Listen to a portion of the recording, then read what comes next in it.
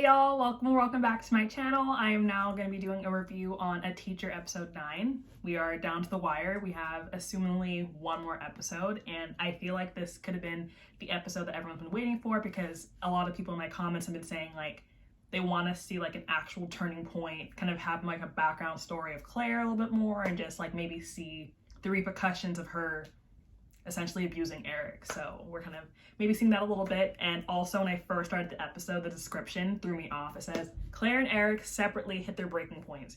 You're automatically going into this like, well, frick.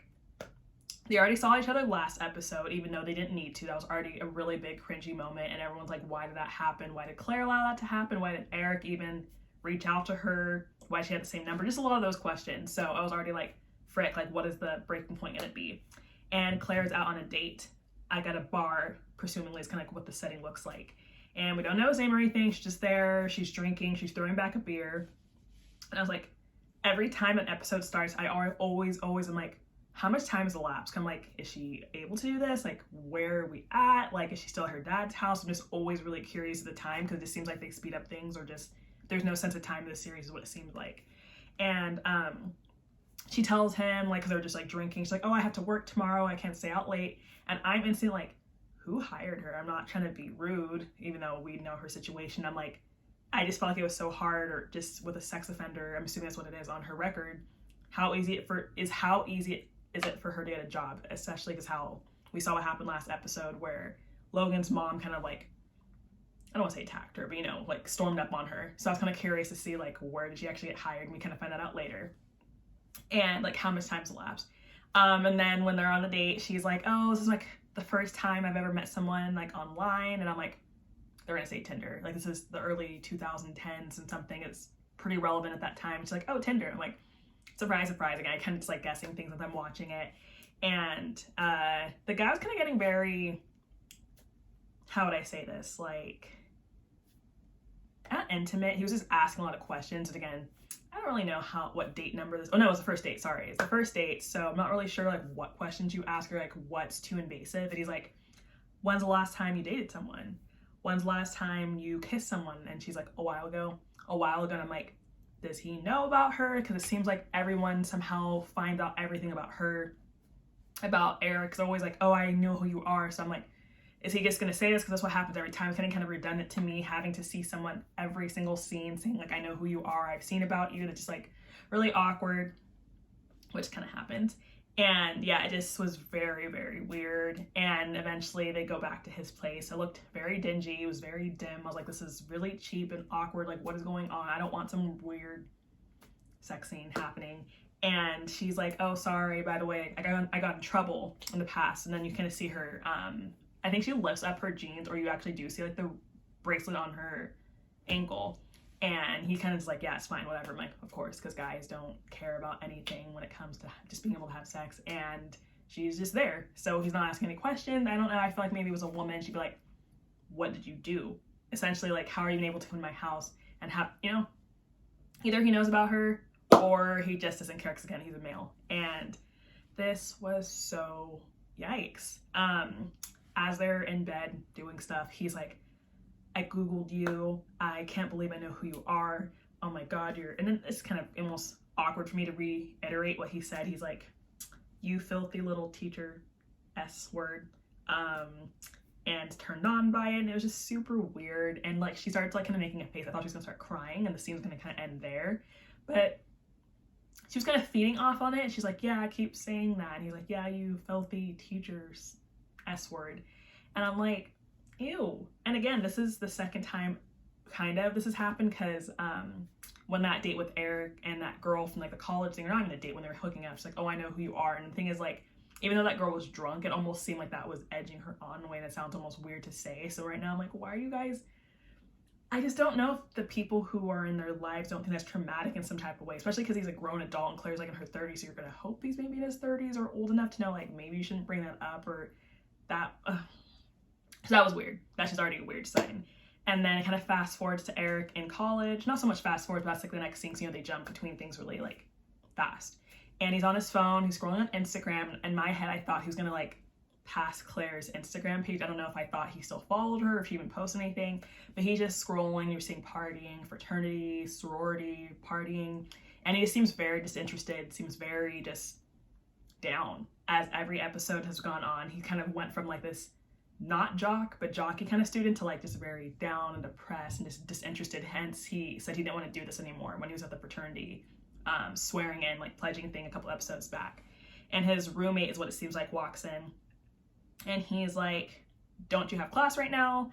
And I'm like, okay. So he's ditching classes, he's not attending class, he's just very dissociated from everything and just kind of removing himself from social life, school life, just he's slacking. And if that's not the breaking point for him, I don't know what is. So yeah, he's just not going to class and he's just not participating with things and just sulking in bed. And that kind of happens when you're really depressed and things are really piling up on you. And I guess you just don't know how to, like, I guess, tackle it on, because he's just not handling it well. So his roommate's like, hey, we should like go to somewhere. Let's just go out. I'll like treat you to dinner or something. And he kind of, I think, was kind of reluctant about it, because at first he's like, you should get dressed. And he's like, I already am. Like, dude, you're in bed. You're not going to class. Obviously, you know what he's saying. He's trying to get you out. Like, he's being a good friend, at least. That's like really good. And per usual, it flips back to Claire, and we find out she's working with her dad, or like for her dad. It seems like it's her dad's business and she's working there. So that kind of answers how/where she got a job, because I know, again, I'm not gonna say people don't hire her kind of like a person with her background, like in their background check, but like it was obviously a lot easier because it was a family kind of affair. So good for her, I guess. Like, that's just what it is. And I was just kind of skeptical, like I said, and it just shows her dad just talking to her, and she's just very like, it doesn't seem appreciative to me, because again, she has that very strained relationship with him. She's like, yeah, I'm here, and like I think his people under him were like talking to her, and she just was sitting there and like kind of, I don't know, she just seems very dead in the sense of like caring and appearance. Again, like, she just got out of jail, or like county jail, and like things really suck, and everything in her life's kind of like depleting in a way. So I guess I don't blame her, but it's just they're both kind of deteriorating at the same time. When they flash back to Eric and his roommate are eating at a bar, and the roommate's like, hey, so I saw your mail, it was on your desk. Obviously he's being nosy, and he's like, it says that you're not only on academic probation, you are losing your scholarships. I don't know if it's like semester system or quarter, so either way it's like the second half of the year or like the last end, and that means his grades are slipping, so you lose your scholarship, and then you go on academic probation, which means you could get expelled, you know what I'm saying? So like you can get like just dropped from school because like you're not doing well, you can't be there. And Eric, as expected, is like really defensive, like, why are you looking at my mail? And I'm like, even though I guess that is the point, like he's being invasive, but he's also being invasive, it seems like, because he cares, so he's coming from a place of caring. So he's like, yeah, dude, I'm just reaching out about that and just like trying to ask you your opinion on it. And Eric doesn't really say anything, he just is like, I'm good. But then the roommate has to go off and do like fraternity guy things, so it's kind of like he's there, he takes him out, and then he has to leave, and it kind of just sucks because like he's in college and that's essentially what he has to do. That's like an obligation the roommate, by the way, has to like go and attend to. So like he wasn't, I don't know how to say this, like obligated to stay with Eric, but it just sucks because like he finally got him out, which is what he needed, and then dipped, and that's just like the situation of it. And I was kind of confused because I'm seeing Eric like drinking. I think he has like a beer or something, or like a mixed drink in his hand. I'm like, is this like 3 years forward? Like, how is he drinking? Because we all know Eric was a young one, and his senior, he was 17 or 18, so he's like 19, 20 now. Like, how is he already drinking? But I was like, okay, I'm not gonna say I don't know what a fake ID is, but I was like, does he have one? But yeah, he just doesn't look 21 yet. He doesn't look like he's aged since high school to me, or in regards to the TV show. And then it flashes to Claire. Claire and her husband meet together to sign divorce papers. I had a question mark because I thought that the conversation with her dad, like the last episode, not the one before that, she mentioned that the divorce is like finalized, or at least I thought it was. So I don't really know what more needs to sign because they didn't have kids together. She's removed herself from the situation, so I didn't really think they had more meetings to do, but yeah, I don't really know about all that. And I was like, okay, you know, it's gonna be a really quick scene. We're gonna see them just have their closure. Maybe she's gonna say bye, say sorry. And when he was talking, he's like, yeah, so I'm dating now. I'm recording an album. So obviously he pursued his music career, which is what she used to scoff when they were together. So now he was able to have that creative experience without her being in his life now. So obviously maybe she was holding him back, who knows. But she's saying that, and like when he was saying it, she was just so disinterested. She's like, cool. that's good to hear. And I'm like, you can attempt to fake that you were interested, even though, again, maybe she was just never interested in the marriage, is why it was so easy for her to slip out of it and lean to Eric. I don't know, but I was like, it was just so, it wasn't fake, it was just very genuine on her part. She was genuinely just not interested in anything he had to say. So I was like, this is just so awkward. And he could see that too, because he's like, okay, you didn't even have to try and like fake anything. I know you don't care. And he's like, it was a mistake. Or no. And he's like, said like, I'm so mad at you, my bad. And Claire was like, what happened was a mistake. And he's like, a mistake? Is that what you're calling it? I don't know how I ever loved you. I'm so mad at you. And I'm like, this is awkward. How much longer is the scene gonna go? Because obviously it was really awkward and strained, and it was a bad marriage, or it turned bad due to what she did. And she's just like, it was a mistake, but like, a mistake isn't, a minor mistake isn't having a relationship with your student who's underage. A mistake is, I don't know, just not that. So that's why he's like, that's what you're calling it. Like, you willingly did that. You willingly, I guess, ruined your life, my life. We got separated. So it's like, he wants more ownership, and she's failing to do that still. And he kind of just tells her to leave, and I don't blame him. He's just like, they get out. Like, he doesn't want to see her. He's very flustered by the situation, just upset about how she's handling it. Even though there wasn't really much to handle, she's just owned up. But either way, I don't think he would have liked the answer regardless. It goes back to Eric, and he's still drinking by himself. And this like bachelorette party is what it seems like. It's girls are all drinking. They're already like drunk, and they're like, can you take a photo of us? And it's kind of clear like they're gonna focus on him and these girls, or like their energy is gonna like somehow feed off of him. I don't know. And he takes a photo, and they're like, hey, you should drink with us. We'll get you a shot. And they order a shot for him. And they kind of like are all there, and eventually it turns into like a little, I don't want to say therapy session, but like they're kind of venting about guys, and he's the one guy there, and they're asking him his advice. I'm like, does Eric really have any advice to give these girls? But you know, this is, we're just gonna play it up, you know. So they're asking him stuff, he's giving his feedback, they're saying things, he's kind of sitting there and like drinking, and they're like, oh, so like, are you looking for someone? Are you dating right now? And I'm like, please, again, because I always cringe about this, please do not recognize him like the girl who recognized him when they hooked up, like the guy who recognized Claire about like the Tinder date. Please do not have this, because this is over and over where this continues to happen. And it wasn't that at all. They were just asking if he was single because one of their girls in the group was like single, and they wanted to pair them up. I'm like, I hate when friends do that. That's really awkward. Like, let me do it, even though you probably wouldn't do it yourself, but it's just really awkward. And he's like, I'm not in the position for a relationship. I'm not looking for anything. And I'm like, yeah, boy, you are not in a mental state for a relationship or anything. Like, he needs to fix himself. I'm not saying that that's important. The relationship part, just he needs to work on himself, obviously. And they try to set him up with his friend their friend that's a certified yoga teacher.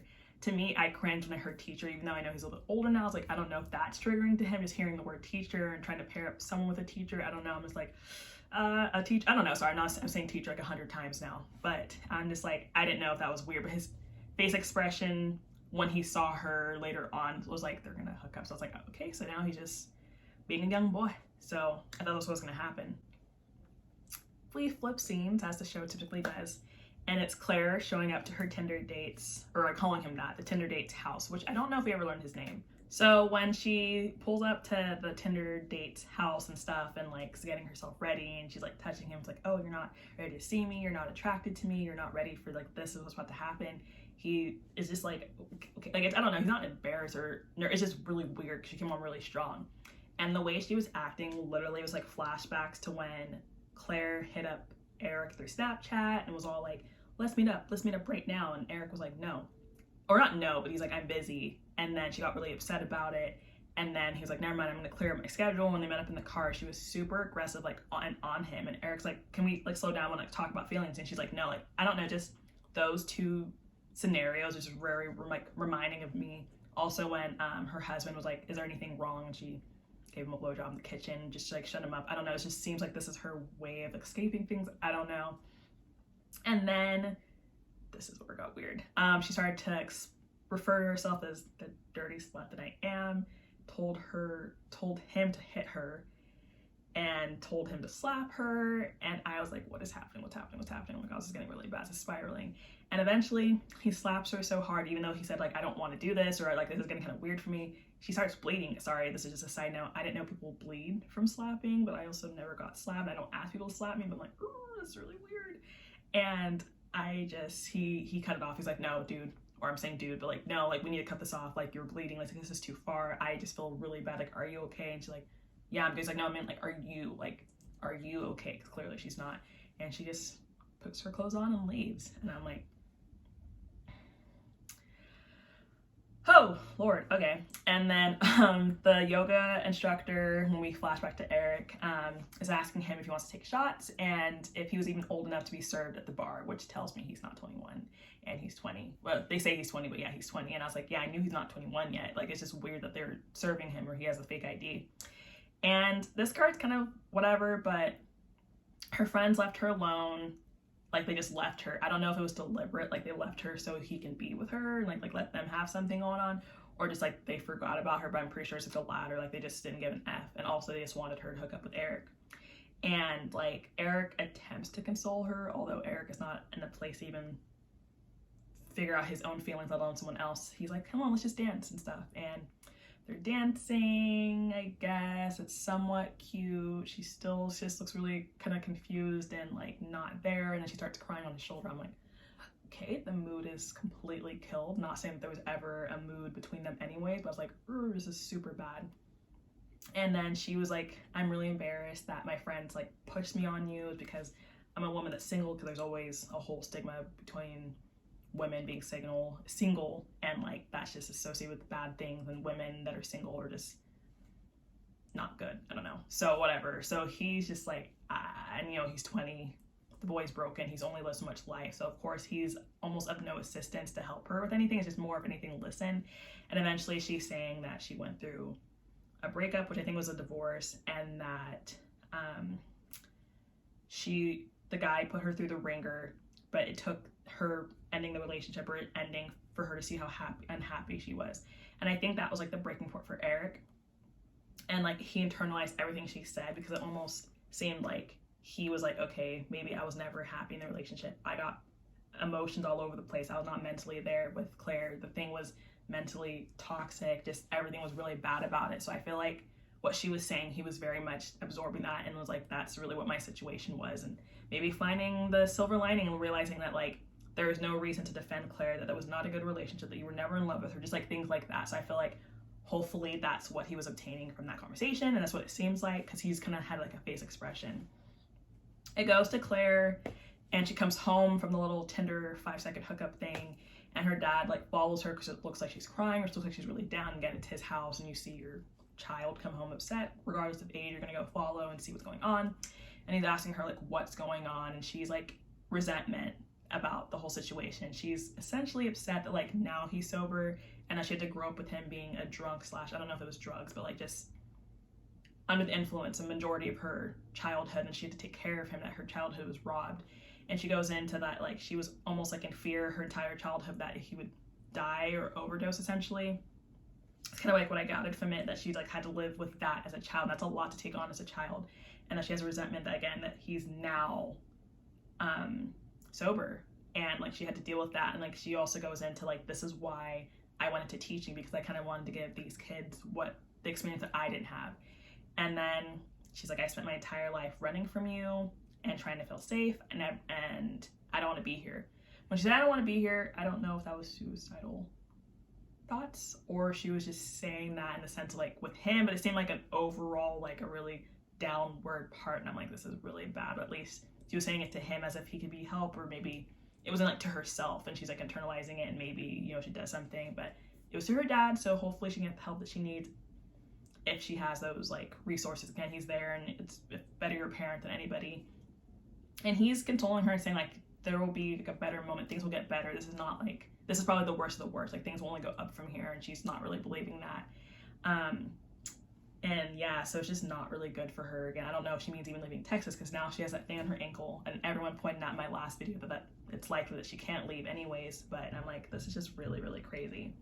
The last scene, Eric shows up at his mom's house with his backpack and his duffel bag. First, I'm like, how that everything he owns, but whatever. And he shows up, just walks in, I'm sure he has a key, and his mom's like, are you good? I don't know if it's just because how he looks, because yeah, when it's a mother to your child, you kind of just know intuition, like if something's wrong. But he's like really, really down, and she's like, are you good? And he's like, yeah, I'm just here for the weekend, or maybe longer. And I'm like, Eric, we know it's for longer because he's just not doing well in school and obviously he just needs to come home. She hugs him, and then he eventually tells her, like, repeatedly, like, in her ear, like, I need help. I need help. And this is kind of what we wanted / needed of Eric from an audience standpoint for a long time. Like, it took, again, maybe that girl venting about her situation and for him to, like, think that that was him, kind of in a female version, whatever, for him to know that he needs help and that help is needed. Because she was also kind of talking about probably needing help and that her friends weren't really understanding her situation and that she needs to, like, seek therapy or like just some sort of help, outside help, to like get better. And he's finally understanding that he needs that because, again, school's not going well, his social life's not going well, he's just not doing well mentally, physically, all those things. So he realizes that he needs that. So that was my review on the episode. Someone in the comments mentioned to watch the SNL little skit, and I haven't watched SNL in a while, and I watched it right before this, and I laughed because the teacher he was trying to hook up with, the Eric of that, because they said season 2 whatever, was black, and she didn't stand for his BS because black people don't play that. And yeah, not realistic, but it was supposed to be funny. I know that's like the kind of humor of SNL, but I was like, yeah, I'm a black, okay, that's just what it seems like. It just wouldn't happen. And she was kind of being humorous, and then the other person comes in and kind of got not funny after that, but I was like, yeah, this is not realistic. And yeah, so that's my review. So next week seems like it's the season finale, if that's what it is, maybe one more episode. I just want to say thank you guys for tuning in continuously every episode or every review that I've been doing, and I hope to see you all in the next video and future ones. Sorry, so see y'all next time. Bye!